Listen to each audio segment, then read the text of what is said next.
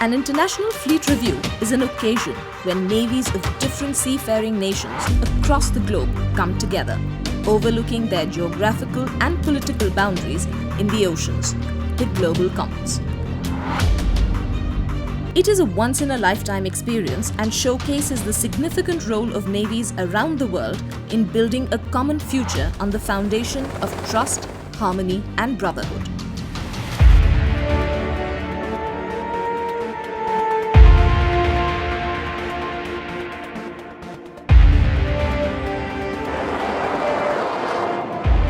The lineup of multiple high-octane action sequences of this naval event also provided an insight into naval responsibilities, utilizing power to protect.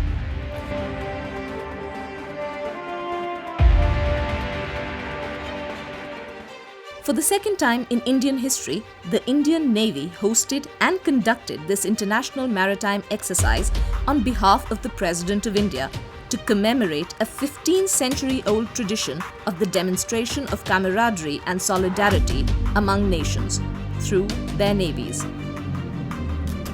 During this entire schedule, the Indian Navy successfully hosted this global event by performing numerous skills of precision in collaboration with the participating seafaring nations and their naval heads to deliver an electrifying display of persistent still glory.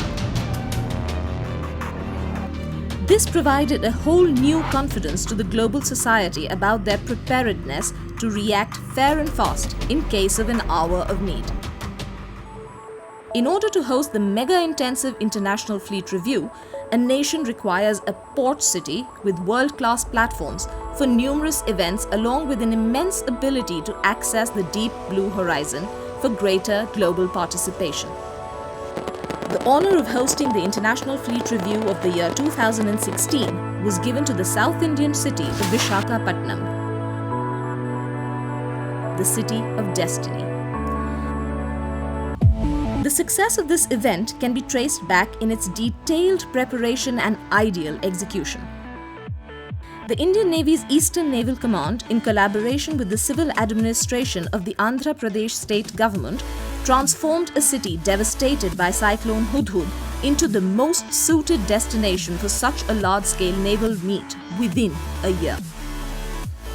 For the movement of the people towards the venue, the traffic of the entire city was perfectly coordinated for the entire 6-day period by both the Indian Navy and the Andhra police personnel, and tough measures were taken to secure the entire area in all 3 dimensions: air, land, and sea. Security was the top priority as the long list of delegates included the President and the Prime Minister of India, as well as the chief naval representatives of the participating nations. Artists and performers with a range of expertise were brought to the city to raise the bar of each experience in the IFR in the most memorable way possible.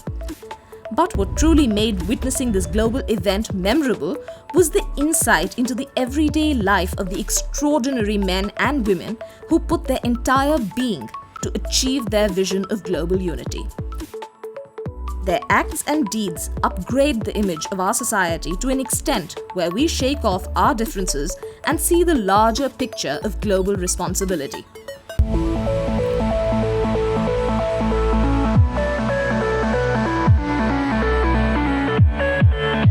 The port city of Visakhapatnam grabbed the opportunity of hosting this year's International Fleet Review and brilliantly showcased our country's skills, technology, and endeavor towards a greater exchange of ideas, goods, and services across borders. This also helped the Indian Navy's progressive approach to promote its vital pillars of development, self-reliance, and indigenization.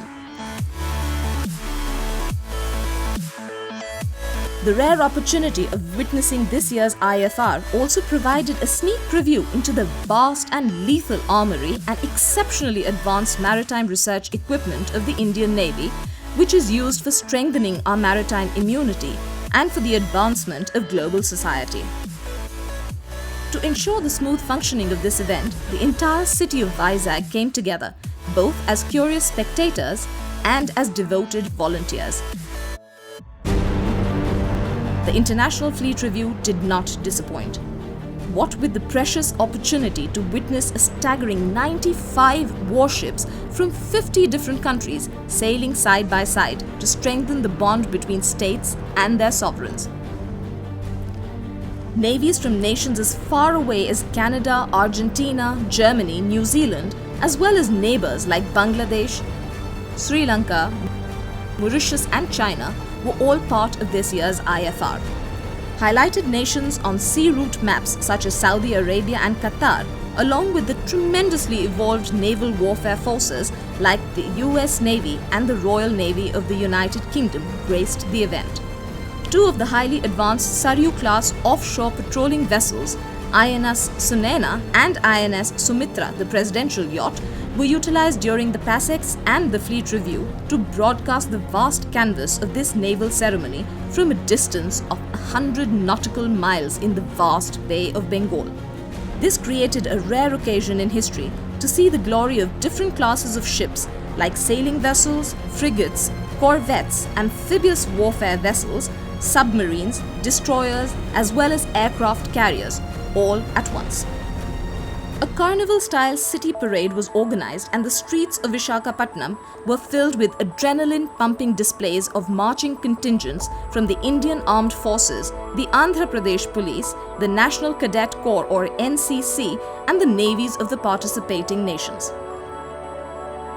There were also brilliant musical performances by the Indian Naval Band and the invited artists, inspiring the visitors to flow with the rhythm of this year's International Fleet Review and to see up close the acts of bravery of the various naval forces of the world. To encourage the youth of our country, a maritime exhibition was organized on the Andhra University grounds, showcasing the contribution and expertise in the maritime sector of our Navy. The Eastern Naval Command also created an IFR village where visitors could have a wholesome experience of mini India and take back memorabilia of this event as well as wonderful memories of the International Fleet Review of 2016.